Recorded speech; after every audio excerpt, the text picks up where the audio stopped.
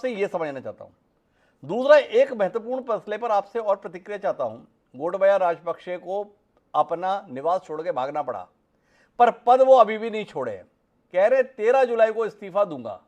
ये 13 जुलाई कोई मुहूर्त निकला है इसके तहत है या कोई खेल करना है इसके तहत है? थोड़ा आप बताएंगे। 13 जुलाई 2 दिन बाद, 2 दिन हो गए उनके मकान पर कब्जा हुए, 13 जुलाई को दूंगा। ये 13 जुलाई क्यों है रोबिन जी? हाँ, इसको पहले ले लेते हैं। 13 जुलाई किसी को रीजन नहीं पता, पर मेरे को लगता है शायद एक रीजन हो, because as a serving president इनकी जो सिक्योरिटी डिटेल है, सिक्योरिटी प्रोटोकॉल है, वो रहता है पूरा। जी तो आई थिंक 13 जुलाई तक ये अपनी पूरी सिक्योरिटी रखना चाहते हैं। जो भी इनको इंतजाम करना है, देश छोड़ के भागना है या जो भी कुछ करना है, इन्हें 2-3 दिन का वक्त चाहिए, और उस वक्त में ये अपनी पूरी प्रेसिडेंशियल सिक्योरिटी चाहते हैं, क्योंकि एक्स प्रेसिडेंट हो जाएंगे तो टेक्निकली शायद सिक्योरिटी लेवल्स कम हो जाएंगे। जी तो that's one reason I think. Now secondly, आपका जो पहला प्रश्न है, जी देखिए वही बात हुई सिविल वॉर के बाद से। आप कह रहे हैं जो पहले थे महिंदा राजपक्षे, तो देश अच्छा चलता रहा। ह्यूमन इंडिसेस, इनफैक्ट श्रीलंका को तो वर्ल्ड में एग्जांपल माना जा रहा था, देखो कैसी राइजिंग मिडिल इनकम कंट्री होता जा रहा है, एटसेट्रा एटसेट्रा। जी पर वो सारा हो रहा था क्योंकि ये इन्होंने अपना सॉवरेन डेट इशू करा था। ओके, इन्होंने जी सॉवरेन डेट इशू करा, $500 बिलियन आए, तो ठीक है, देश ठीक ठाक चल रहा है, इंफ्रास्ट्रक्चर ठीक ठाक चल रहा है, एजुकेशन में इन्वेस्ट कर रहे हैं, ये वो कर रहे हैं। पर इन्होंने ये नहीं सोचा, ये जो इन्होंने सॉवरेन डेट को रेस किया, उसको इन्हें रीपे करना पड़ेगा, उसका इंटरेस्ट भी और प्रिंसिपल भी, राइट। तो शुरू के जो वर्ष चले, पूरी दुनिया इनको बड़ा पॉजिटिवली देख रही थी। ठीक है, सिविल वॉर के बाद निकला श्रीलंका, जी और कंट्री अच्छी, शांत, वॉट एवर है, लेट इट प्रोग्रेस, छोटी जी कंट्री है, करेगी। तो इनको वो लोन्स मिलते गए प्राइवेट सेक्टर से भी, और एशियन डेवलपमेंट बैंक जो मल्टीलैटरल लेंडिंग इंस्टीट्यूशंस हैं, उन्होंने भी दिए कि भाई ठीक है, कंट्री आ रही है। तो ये उस पर चलते ये रहे उस पर तब। चलता है। रोबिन सचदेव जी ये बता रहे हैं कि जो समृद्धि दिख रही थी, जो तरक्की दिख रही थी, वो दरअसल कर्ज के पैसे से दिख रही थी। मेरे साथ में जोसेफ बर्नार्ड जी हैं। मैं आपसे समझना चाहूँगा, इस देश का बड़ा एक अलग किस्म का चिंतन रहा है, जैसे हम हिंदुस्तान बोलते हैं, जिसमें एक चारवाक दर्शन की बात आती है। उसे सूत्र में कहा जाता है, मस्ती में जियो, कर्ज लेकर घी पियो।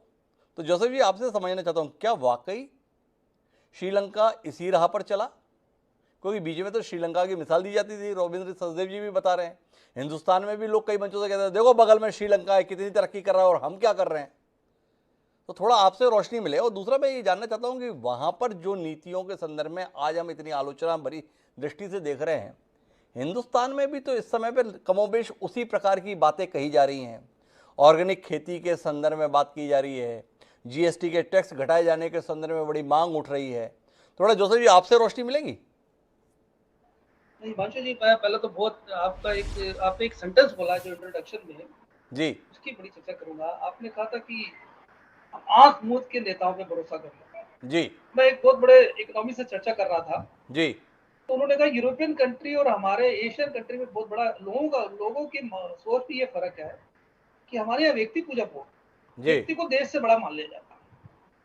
और श्रीलंका में अगर आज जो इकोनॉमिक क्राइसिस है ना, उसका सबसे बड़ा कारण वहाँ के लोग हैं। उन्होंने वहाँ की नीतियों को बस आंख मूंद के भरोसा कर दिया कि एक चीज अच्छी होगी, और उसके बाद जो नीतियां हुई हैं, इसमें जी चाइना को दोष दे, किसको दोष दे नहीं। हमारे देश में भी बड़ा अच्छा आपने प्रश्न किया, हमारे देश में भी कमोवेश वही स्थिति है, जी लेकिन हमारा देश का मार्केट बहुत बड़ा है, जी इकोनॉमिक बहुत बड़ी है। 148 लाख करोड़ की जीडीपी है, इसलिए हम लोग बहुत कहीं हद तक सुरक्षित है।